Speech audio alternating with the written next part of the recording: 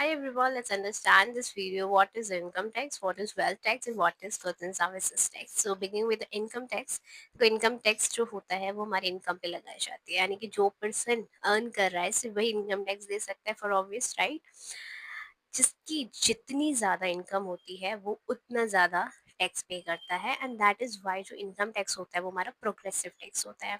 यानी कि rich people ज़्यादा अर्न कर रहे हैं तो वो ज़्यादा टैक्स देंगे and poor people come earn कर रहे हैं तो वो कम टैक्स देंगे। हमारे इनकम टैक्स के अंडर टू स्लैब्स या टू रिजीम्स आती हैं, old old tax regime and new tax regime. जो टैक्स पेयर के ऊपर डिपेंड करता है कि वो कौन से रिजीम को फॉलो करेगा एंड उसके अकॉर्डिंग ही वो टैक्स पे करेगा। जैसे कि मैं न्यू टैक्स रिजीम की बात बताऊं तो न्यू टैक्स रिजीम में हमारा 4 लाख तक के आपको, अगर आपकी सैलरी है अप टू 4 लाख, तो आपको कोई टैक्स पे नहीं करना होता। एंड आफ्टर दैट आपके कुछ ऐसे स्लैब्स फ्रेम किए गए हैं जस्ट लाइक 5, 10, 15, 20 एंड 25, 30% के अकॉर्डिंग आपको टैक्स देना होता है, ऐसे फ्रेम किया गया है fine. And old tax regime के अकॉर्डिंग बताएं तो वहाँ पे 2.5 लाख तक के आपके एग्जेम्प्ट होता है, नील होता है, आपको कोई टैक्स नहीं देना पड़ता। एंड आफ्टर दैट आपको 5%, 20% एंड 30% ऐसा कुछ स्लैब्स को फ्रेम किया गया, तो उसके ही अकॉर्डिंग आपको टैक्स पे करना होता है। So this is the choice of tax payer की व्हाट ही और she wants to opt and किसके अकॉर्डिंग वो टैक्स पे करना चाहता है। सेकेंडली आता है हमारा वेल्थ टैक्स। वेल्थ टैक्स का मतलब होता है कि आपकी कितनी टोटल वेल्थ है उस पे आपको टैक्स पे करना है। जैसे कि ये पहले हुआ करता था, वन मोर थिंग, अभी उसको पूरा एबोलिश कर दिया गया, लेकिन आपको पता होना चाहिए कि वेल्थ टैक्स होता क्या है।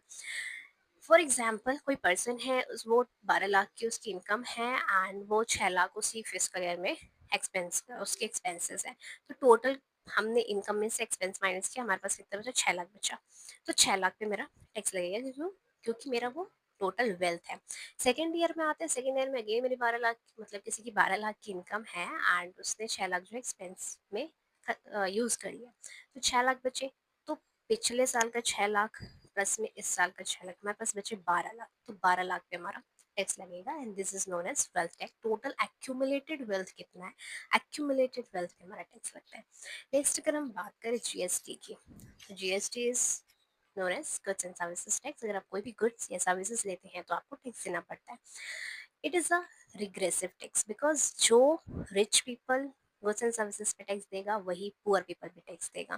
ठीक है, बट आपने ये चीज़ देखा होगा कि जितने एक्सपेंसिव आइटम्स होते हैं उस पर ज़्यादा टैक्स होता है और जो नेसेसिटी आइटम्स होते हैं उस पर या तो नहीं होता या तो बहुत मिनिमम अमाउंट का टैक्स होता है। सो आई होप आपको समझ आए।